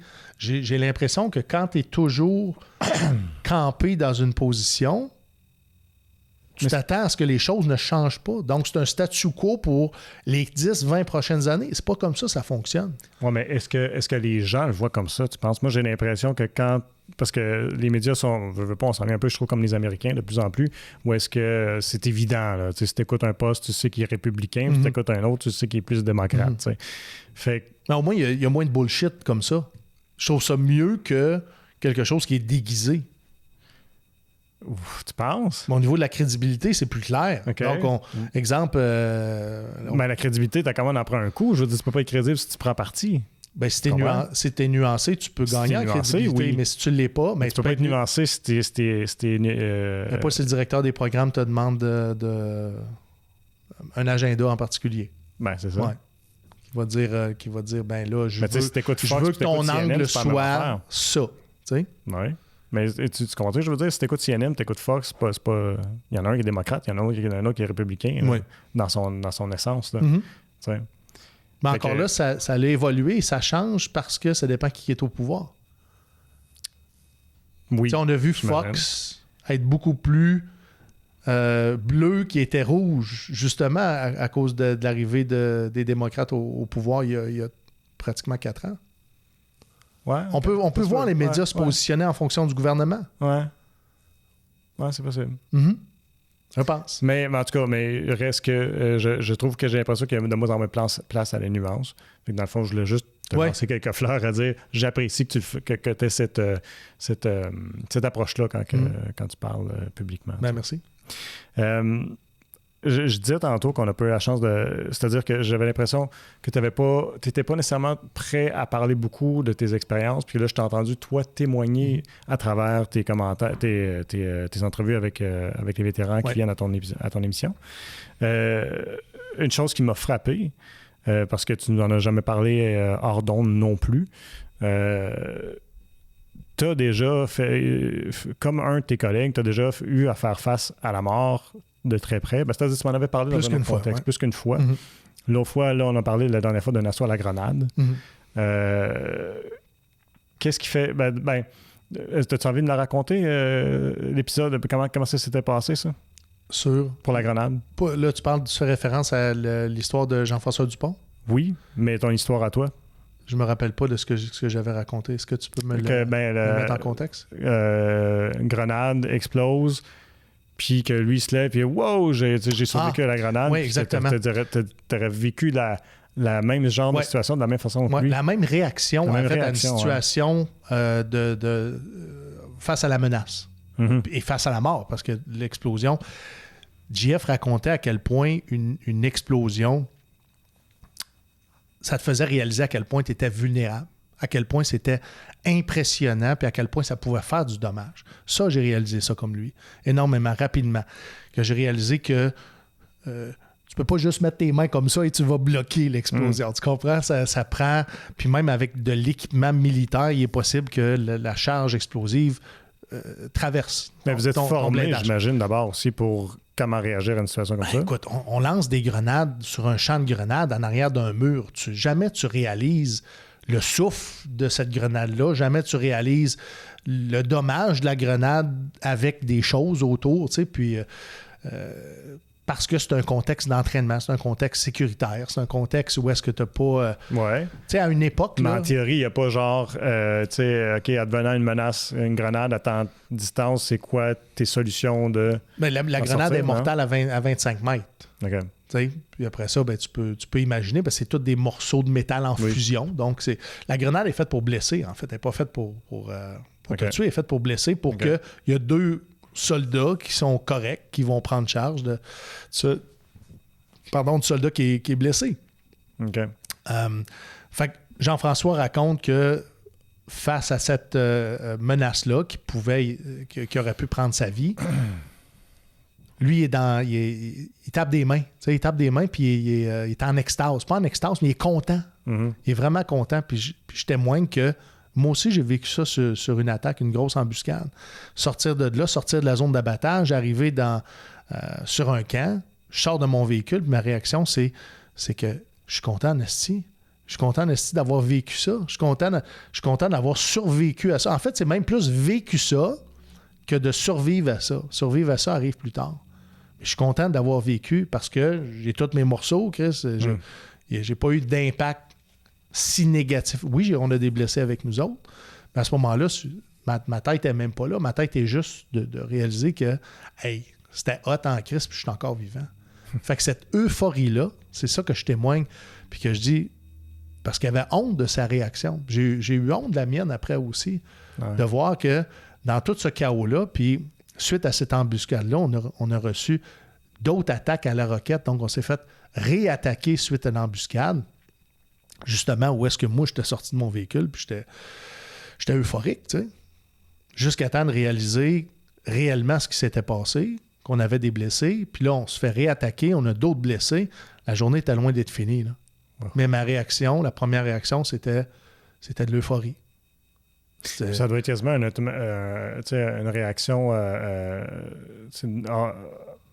hormonale, là, ou je sais pas, tu sais, qui doit être sécrété en toi pour faire comme... tu vas pendant un moment te sentir invincible, j'imagine. Là, j'ai eu ce sentiment-là dans l'armée d'être invincible. Ouais. D'être super entraîné, d'être en pleine possession de mes moyens, être très performant, puis de penser qu'il n'y a rien qui pouvait m'arriver. Puis je pense que tous les hommes et les femmes qui servent les forces sont courageux. Je pense que j'étais courageux, mais j'étais aussi innocent. J'allais te dire. Ouais. Vraiment innocent. Ça doit te ramener à la réalité en tabarouette quand on est même la première fois que quelque chose passe au-dessus de ta tête ou qui explose à côté de toi, ça te ramène la réalité en face assez vite. Wow. Tu réalises à quel point l'être humain est vulnérable. Puis à quel point aussi un conflit armé peut faire du dommage. Tu sais, on parle de dommages collatéraux, puis c'est ça qui importe la population. Tu sais, c'est pas la guerre entre le Hamas et Israël qui préoccupe les gens, mais c'est les dommages collatéraux. Ils en ont même appelé au génocide. Mais tu sais, quand tu regardes une perspective d'un conflit armé, tu vas avoir des dommages collatéraux. C'est inévitable. Ouais. Une autre chose que, puis je pense que c'est Roger aussi qui avait dit comment est-ce que ça doit être spécial. Puis ça, c'est une autre affaire, je trouve, qui m'a brassé un peu, puis que je me dis, tu sais, que c'est un autre truc que la majorité des gens ne connaîtront jamais, à part si tu fais l'armée, policiers, choses comme ça. Oui, parce que les policiers envoient... ils envoient des capables. Surtout les policiers dans les grandes villes. Là. Il y en a qui ont plus d'expérience que bien des militaires qui ont fait la guerre. J'en doute pas. Oui. Mais vous êtes dans une situation où est-ce que vous avez le droit, là, entre guillemets, là, de prendre une vie de quelqu'un? En fonction des règles d'engagement. Et après ça, ce que je voulais dire, c'est qu'après ça, d'être jugé pour ce que tu as pris comme décision, puis des fois, la décision que tu as prise, ça a été une fraction de seconde, Ouais. ben, tu vas vivre aussi avec le jugement, l'action que tu as prise. Tu veux dire le jugement de tes supérieurs? Ben, exemple, ton action que tu as prise, elle est légitime en fonction des règles d'engagement. Ouais. Pour toi, elle peut t'apparaître légitime sur le coup, ouais. mais après coup, tu réalises que peut-être c'était pas si légitime que ça. Ou peut-être que justement, il y avait des choses qui étaient nuancées, qui auraient pu te faire prendre une décision différente, ou que ta décision a eu un impact sur la situation politique. Ouais. C'est lourd ça, comme responsabilité. Écoute, puis il y en a à 18 ans, là. À 18 ans, tu prends des décisions sont sur le champ de bataille, faut-tu prendre des décisions aussi rapides que ça? Je tire-tu ou je tire pas? C'est des...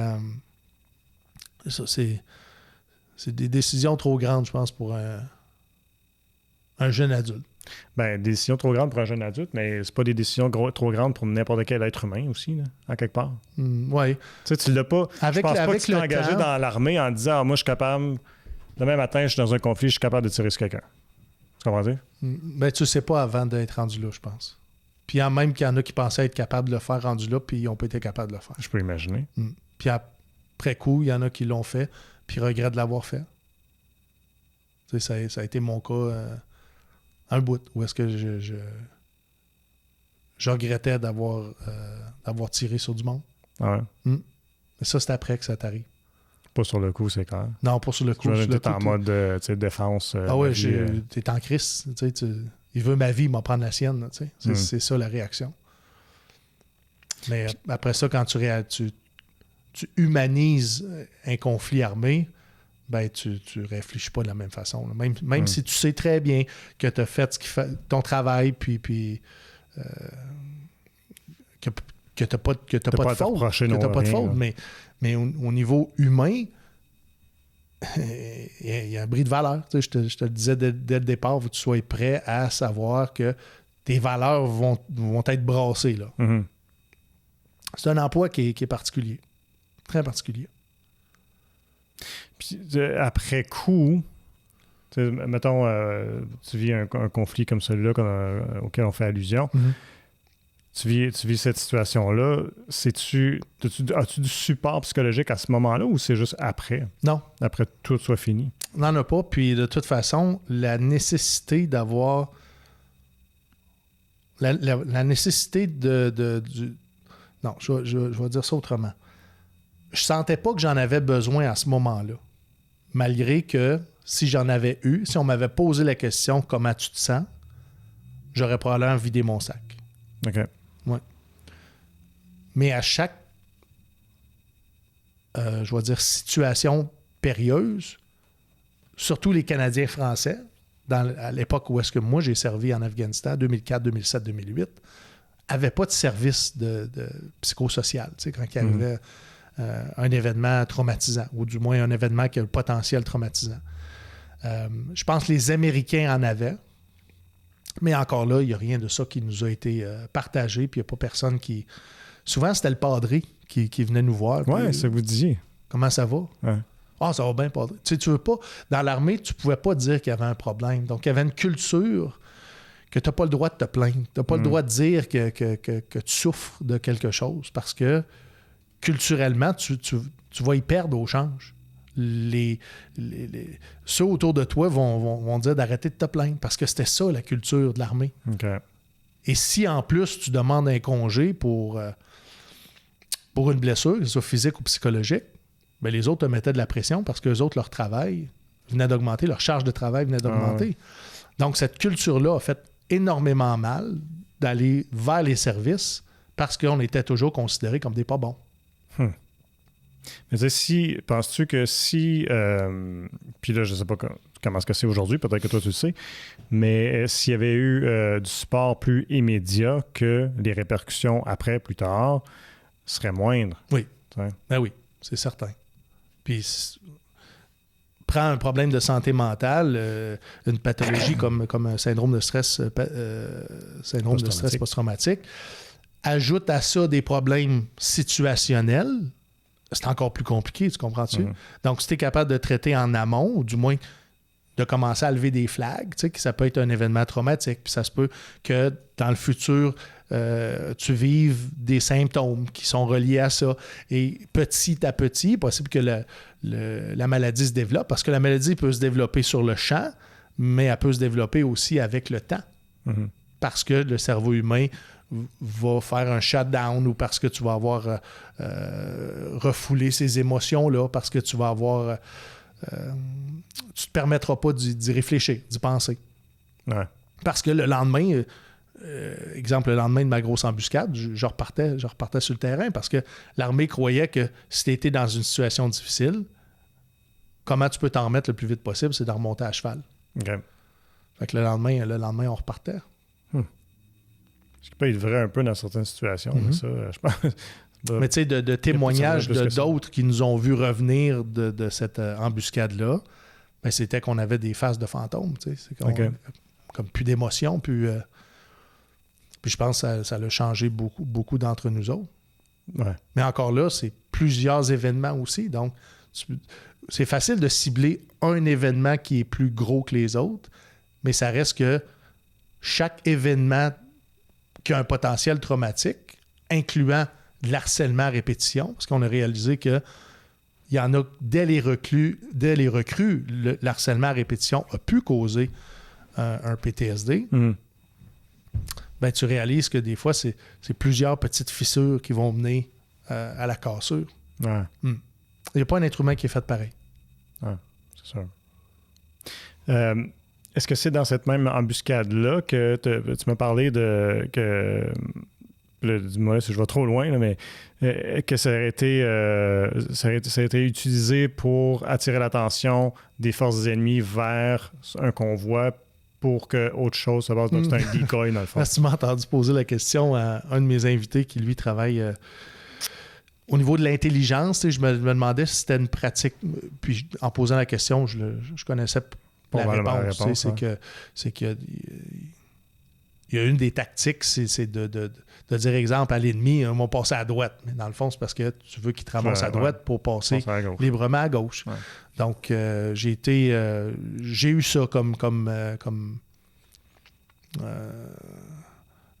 émotion désagréable, la possibilité d'avoir été appâté pour justement que le ministre McKay puisse faire son chemin sans difficulté, malgré qu'il s'est fait pogner plus tard sur la base où est-ce qu'on avait évacué. OK. Mais c'est quelque chose que tu vas vivre avec, mais que dans le fond, tu n'auras jamais de confirmation, j'imagine? Jamais. Jamais. Mais je suis à l'aise avec ça. Ouais? Ah oui.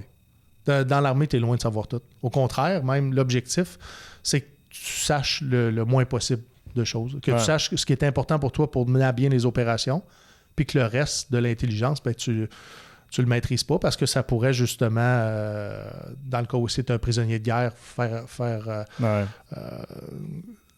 ça peut servir d'information pour l'ennemi et que tu te mettes aussi à voir le big picture puis que tu te questionnes sur la légitimité des ordres parce que tu n'es pas d'accord avec l'essence ou les valeurs de cette opération-là. Fait que le moins que tu en sais, mieux que c'est. C'est de même dans toutes les sphères de l'armée puis jusqu'aux forces spéciales. Es-tu surpris de voir que tes invités qui parlaient de leurs enfants, que malgré ce qu'eux ont vécu, qui peut être, encore une fois, là, amour et haine, là, mais avec beaucoup de difficultés, beaucoup de défis, qui vont dire qui ont des enfants qui vont aller servir dans l'armée puis qui en sont fiers ou qui vont encourager leurs enfants à faire le même cheminement? Je sais pas si c'est un peu d'insouciance ou de valorisation, parce que j'ai l'impression, encore une fois, qu'il y en a qui vont manquer de valorisation puis qui vont, un peu comme un père qui a raté sa vocation comme joueur de hockey. Son jeune s'en va jouer au hockey. Puis là, il dit, tu sais, il se transpose dans son jeune puis veut plus que son jeune. J'ai l'impression que des fois que ça peut être ça aussi. Ouais, ça peut être ça. Ça a bien du sens. Tu disais, la dernière fois que tu es venu, que tu cherchais à retrouver une famille, puis tu as retrouvé une famille dans l'armée. Oui. Est-ce qu'aujourd'hui, tu as l'impression que ta famille, c'est les vétérans? Oui. Oui, les vétérans et les amis qui se sont greffés à moi dans ce parcours-là, tu sais, je veux dire, puis c'est mon parcours de vie, tu sais, parce qu'il y a des amis qui sont là pour la vie, puis il y en a d'autres qui sont de passage, puis je suis à l'aise aussi avec ça, qu'il y en a qui sont là pour t'apprendre quelque chose ou pour passer un moment de ta vie, mais qu'avec le temps, les intérêts, les changements, même la relocation, bien, ces amis-là sont moins présents, malgré qu'avec l'Internet, c'est facile de garder une relation. Mais dans mon cas, j'ai toujours eu de la difficulté à m'enraciner.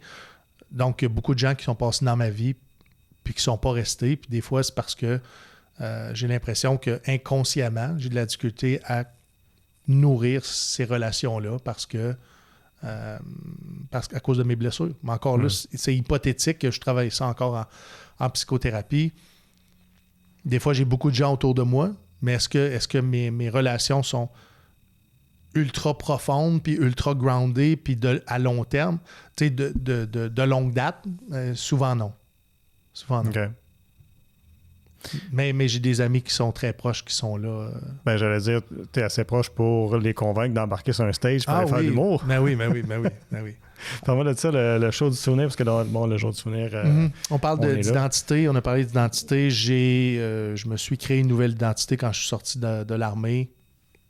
Encore une fois, accompli. J'avais envie de réaliser un autre de mes rêves, c'était devenir humoriste.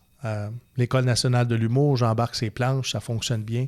Mais je réalise que je suis on target pour ce que je veux vivre. Dans le sens que je savais que j'avais besoin d'adrénaline, de vivre des sensations fortes, de me mettre en danger, ce qui allait me faire sentir vivant. Tu sais, les arts de la scène, c'était ça que je voyais dans ma tête. En plus de l'expérience que j'avais comme consommateur d'humour, je me suis dit un jour, je pense que ça va me servir. Je commence à faire des spectacles, ça va bien, ça va même très bien. Je réalise que je suis vraiment drôle, je suis un vrai drôle. J'ai le sens du punch. Puis à chaque fois que je sors de scène, je suis nourri pour 2 jours. Des fois 3, des fois 4. Ça dépend de l'intensité et la grosseur du spectacle. Mais je réalise que, wow, ça m'apporte énormément. Puis ça me garde sur un high pour longtemps, tu sais. Sans drogue, sans artifice. Puis ça goûte bon. Fuck, ça goûte bon. Puis ça goûte bon même quand j'ai des difficultés parce que je le sais que je vais revivre ça. Puis ça va goûter encore bon. Donc, les moments difficiles sont moins difficiles à cause de ces nouvelles émotions-là. Des émotions positives, des émotions qui n'ont rien à voir avec l'armée, même si, graduellement, je me suis mis à davantage parler d'armée dans mes spectacles. Fait que je réalise que c'est puissant. Puis là, je me dis, pourquoi je ne proposerais pas ça aux vétérans blessés? Monter un programme de création humoristique. Donc, on fait de l'écriture humoristique, présentation de numéros. Puis j'avais vécu ça en cours du soir à l'École nationale de l'humour. Au bout d'une douzaine de semaines, à raison de 3 heures par semaine, tu montes un numéro d'humour, tu t'en vas dans les bars, puis tu présentes ce spectacle-là. Donc, j'ai pris le même principe que l'École nationale de l'humour offre en cours du soir. Puis j'ai dit, je vais le donner en condensé au travers d'une fin de semaine. Je les amène à vivre cette fin de semaine-là dans un cadre positif, dans un safe space, avec des gens qui partagent les mêmes difficultés qu'eux, qui connaissent leur réalité. Puis après ça, je monte un spectacle, on présente ça devant le grand public. La première année, je ne doutais pas de ce que je m'en allais faire. Par contre, je doutais de la santé des vétérans. Okay. J'ai toujours réalisé que c'était un univers très, très fragile. Mm-hmm. Parce que c'est des vétérans qui sont blessés. Ouais. Et entre eux aussi, il y a des conflits. Parce que il y en a plusieurs que c'est la seule chose qu'ils ont, c'est la communauté. Puis ils ont des conflits. Fait qu'il fallait que je fasse attention à ça, de garder cet équilibre-là, puis de rester toujours dans le positif, sans vraiment m'impliquer dans leurs conflits qu'ils ont entre eux autres. Donc, je présente ce programme-là, puis je veux du financement. Donc, je réussis à trouver du financement au travers d'une entreprise qui se spécialise dans le cannabis médical. Et les vétérans, le cannabis médical, c'est gratuit. Donc, Solution Cannabis Médical trouvent mon projet intéressant, puis trouvent aussi leur façon de rentrer dans leur argent, dans le sens que s'ils sont proches de la communauté, ben, ils vont être capables d'offrir leurs services plus facilement. Et je réalise au fil du temps que leurs services, de la façon dont ils veulent servir la communauté, c'est plus intéressant que les autres entreprises, dans le sens qu'ils ne sont pas là pour nécessairement pousser les vétérans nécessairement vers le cannabis médical, mais qui c'est plus une option dans les traitements. Donc, leur approche est beaucoup plus humaine au lieu que ce soit juste pour l'argent. Fait que je décide de les embarquer avec moi, puis c'est eux qui financent depuis 4 ans, pratiquement en totalité, le show du souvenir, parce que c'est ça le titre du show du souvenir. Puis il y a des partenaires qui se sont rajoutés à ça. POS Azimut, c'est quoi Fromagerie Victoria, et c'est Tilray qui est un producteur de cannabis médical qui s'est associé avec Solutions Cannabis Médical. Donc, je les remercie d'être partenaires parce qu'à chaque année, je suis en mesure de former plusieurs candidats pour éventuellement monter sur une scène. Et cette année, on a progressé rapidement avec le programme parce qu'ils ont réalisé que le produit était très bon. On nous a invités au festival, le Minifest, qui est un festival d'humour à Montréal. Suite à la chute de Juste pour rire, le Minifest a été le festival numéro 1 cette année. En fait, c'est pas vrai parce que Comédia a produit un festival sur le tard, mais c'était à l'époque où est-ce qu'on a été invité à faire cette production-là. Des vétérans blessés, du show du souvenir à l'intérieur du festival. C'était le seul festival. Donc, on s'en va là. On fait une nouvelle production qui s'appelle Les vrais vétérans de l'humour. Je prends les meilleurs candidats qui ont participé au programme, puis on s'en va faire ce spectacle-là. Ce qui fait en sorte que, suite à notre succès, on vend les billets très rapidement. Là, cette année, je suis en mesure de présenter le spectacle le 9 novembre prochain au Comédia Club de Québec. Donc là, on est rendu avec un programme social qui était pour les vétérans blessés. Et je suis en mesure maintenant de prendre ces vétérans-là puis de les amener sur une vraie scène d'humour dans un vrai comédie club. Et j'en suis très fier. Donc, le Comédia, présentement, puis s'il y en a qui sont intéressés à aller sur le site web du Comédia Club et vous allez trouver les billets pour le show du souvenir. Ça se passe le 9 novembre. C'est à 20h et vous allez avoir une dizaine de vétérans qui vont avoir appris comment faire un numéro d'humour. Certains auront l'expérience des dernières années, donc c'est un numéro qui va être beaucoup plus étoffé, mais soyez assurés que ces hommes et ces femmes-là sont très, très, très drôles et en ont beaucoup à raconter. Puis, brièvement, j'aimerais ça que tu me dises, parce que je peux imaginer que pour eux, puis il y en a qui en ont témoigné à ton émission, qu'est-ce que ça leur fait, ça? Pourquoi qu'ils embarquent là-dedans? Premièrement, je suis loin de vouloir d'eux de devenir des humoristes de la relève. Ce que je veux les placer dans un contexte où est-ce qu'ils se trouvent une nouvelle famille, vivent une fin de semaine ensemble, où est-ce qu'ils peuvent partager d'autres choses que juste le contexte humoristique. Et tous me disent, qui se sont fait des liens avec d'autres vétérans qui partagent les mêmes difficultés. 2, sont dans un contexte positif, sont dans un safe space, et ça fait du bien d'être capable de décrocher puis de donner toute son attention à quelque chose de créatif. Tu sais, les arts de la scène, c'est très, très, très créatif. Puis je ne les limite pas non plus dans leur numéro à parler seulement de l'armée. Au contraire, s'ils veulent parler complètement d'autre chose, ils sont complètement libres. Et le programme est tellement flexible qu'ils ont la possibilité d'intégrer et se retirer du programme à n'importe quel moment, pour n'importe quel... Ils n'ont même pas à se justifier. Une fois la formation terminée, s'ils ne veulent pas monter sur scène, sans problème, sans difficulté, peuvent se retirer du spectacle. Ou d'autres options comme faire interpréter son texte par un humoriste, soit un humoriste connu, soit un humoriste de la relève, ou soit par moi-même. Donc, c'est arrivé que pendant un spectacle, le vétéran est assis sur le tabouret à côté de moi, puis c'est moi qui lis le texte. Okay. Donc, tous les moyens sont envisagés pour être capable de se produire puis de livrer son texte au grand public. Donc, c'est pour ça que j'adore ce programme-là et pourquoi les gens adhèrent autant au programme. C'est parce qu'il y a une liberté. Il y a une liberté de penser, il y a une liberté d'agir et il y a une liberté de création qui, pour plusieurs d'entre eux, ont mis de côté parce que l'armée ne te demande pas de créer des choses. L'armée te demande d'exécuter. La création, ça ne fait pas partie de cet univers-là. Donc, de retourner pour certains reconnecter avec les arts et d'autres de découvrir les arts de la scène, ça apporte quelque chose de nourrissant. Puis on sait qu'au Québec, l'humour, très, très, très populaire. Il y a un star system. Les gens connaissent le milieu, connaissent à quel point c'est difficile de faire rire des gens. Fait que leur accomplissement est d'autant plus valorisé parce qu'ils sont capables d'accomplir quelque chose qui est complètement champ gauche par rapport à ce qu'ils ont décidé de faire dans la vie. Donc, grande valorisation. Puis pour certains, dont Serge Morin, son épisode tourne cette semaine. Serge, sa première scène s'est effondrée à la fin de son numéro. Il est parti à pleurer, puis il s'est effondré de bonheur. De bonheur. Mais ça y avait tout pris, physiquement, émotionnellement, psychologiquement, pour être capable d'accomplir quelque chose qui, la plupart des gens ne seront jamais capables d'accomplir. Parce que la peur numéro 1 des gens, c'est de parler devant le public. De parler devant les gens. Ouais. Fait qu'imagine, tu t'en vas exposer ta vulnérabilité, tes problèmes de santé, puis tu vas essayer de tourner tout ça au ridicule. Je lui lève mon chapeau. Wow. C'est fun. Mais en tout cas, je te dis bravo pour ça, puis j'espère que... Est-ce que c'est déjà en vente, c'est ça que tu dis? Oui, les billets sont déjà en vente. En vente, ça doit... Si-tu déjà des chiffres? Ça non, j'ai pas de chiffres, en fait. Il va falloir que je contacte le Comedy Club pour voir où est-ce qu'on est rendu.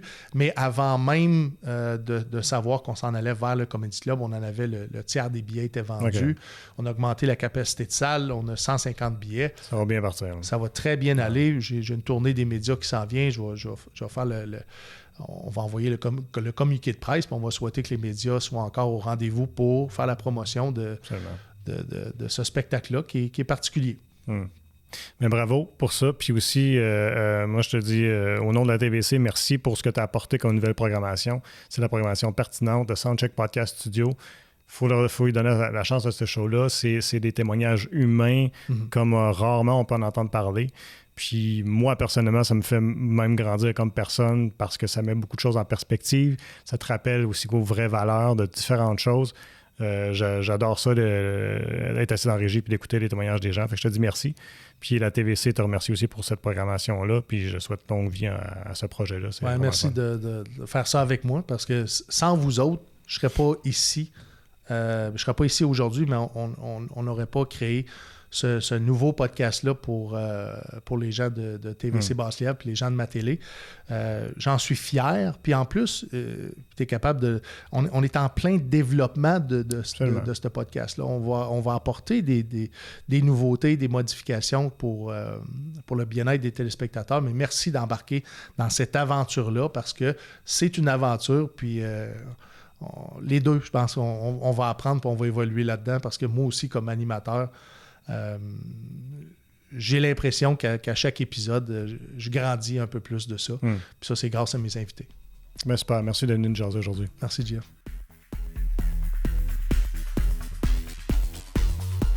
Merci tout le monde d'avoir été à l'écoute et je vous invite à nous suivre sur nos différentes plateformes web pour regarder ou écouter toutes nos émissions.